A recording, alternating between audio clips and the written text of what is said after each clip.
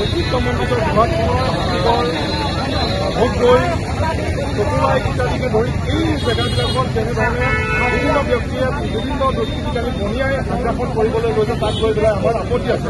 গতিকে সেই আপত্তিবিলাক বাৰম্বাৰ আমি জিলা প্ৰশাসনক মেমৰেণ্ডাম যোগে দিছিলোঁ যদিও কোনো উত্তৰ পোৱা নাই। গতিকে আজি আমি দাবী জনাইছোঁ জিলা উত্তৰ কাৰ্যালয়ৰ সন্মুখত তেওঁলোকক চমুকৈ যোৱাৰ বক্তব্য ৰাখিবলৈ দিম। তাৰ পাছতে আমাৰ মাজত উপস্থিত আছে দুই লাখী চেহেৰা অসম মুখ্য সচিব ডাঙৰীয়াদেৱে অনুশাসনমূলক দুটা বাৰ্তা আপোনালোকলৈ প্ৰেৰণ কৰিব। মই মাইক্ৰফোনটো তেখেতৰ হাতলৈ আগবঢ়াই দিছোঁ। নমস্কাৰ। সংগ্ৰামী অভিবাদন জ্ঞাপন কৰিছোঁ। ইতিমধ্যে আপোনালোকে গম পাইছে যে আমাৰ অসমৰ জ্বলন্ত সমস্যা হৈছে যি আগ্ৰাসী ৰূপত বহিৰাগত বা বাংলাদেশী মূলৰ ব্যক্তিসকলৰ আগ্ৰাসন বাঢ়ি আহিছে। তাৰ বিৰুদ্ধে যোৰহাটৰ বিভিন্ন দুৰ্নীতিৰ বিৰুদ্ধে যোৰহাটৰ বিভিন্ন সমস্যাৰ আঙুলিয়াই দি প্ৰশাসনক ইতিমধ্যে আমি প্ৰশাসনৰ মেমৰেণ্ডাম দাখিল কৰা হৈছিলে। যোৰহাট এখন শৈক্ষিক নগৰী হিচাপে যি পৰিৱেশ কলুষিত কৰিছে বিভিন্ন অসাধু বনিয়াৰ ছত্ৰছায়াত ভোগদৈ নদী, ঐতিহাসিক হাতীগড় এই স্থানবিলাক যেনেধৰণে সন্দেহযুক্ত নাগৰিকে দখল কৰিবলৈ লৈছে তাক লৈ আমাৰ ক'বলগীয়া আছে।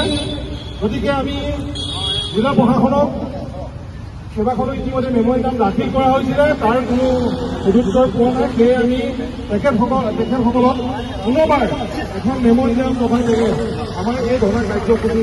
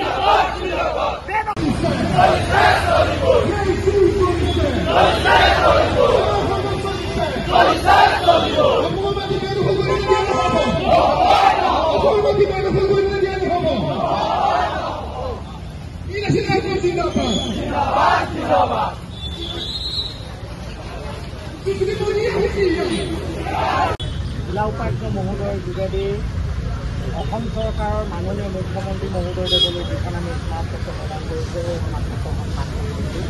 অতি সন্মানীয় মুখ্যমন্ত্ৰী মহোদয় অসম চৰকাৰ দিশবোৰ যোৰহাট জিলা আয়ুক্ত মহোদয় স্মাৰকপত্ৰ বহুতো খিলঞ্জীয়াৰ অস্তিত্ব ৰক্ষাৰ ক্ষেত্ৰত আপোচহীন সংগ্ৰামী ধাৰা অব্যাহত ৰখা বীৰ লাচিত দেহানা অসম যোৰহাট জিলা সমিতিৰ তৰফৰ পৰা সংগ্ৰামী অভিযান গ্ৰহণ কৰিলে।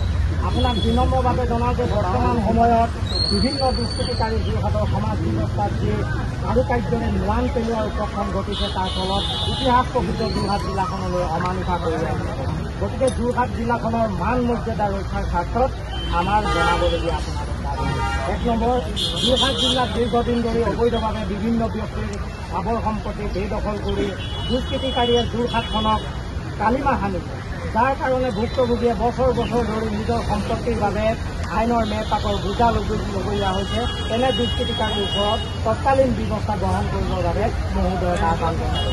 ইতিমধ্যে বিভিন্ন ধৰণৰ স্থাবৰ সম্পত্তি আমাৰ ম্যাদী পট্টাৰ ভূমিৰ দুষ্কৃতিকাৰীয়ে অধিগ্ৰহণ কৰি কোনোবাখিনি ঘৰ ভাড়ালৈ লৈ তেওঁলোকে কি কৰিছে, মাটি এৰি দিয়া নাই, ভাড়া ঘৰ এৰি দিয়া নাই। তেনেকুৱা ক্ষেত্ৰত বিভিন্ন ধৰণৰ আপত্তিজনক ব্যৱস্থা যোৰহাটত মূল হৈ পৰিছে।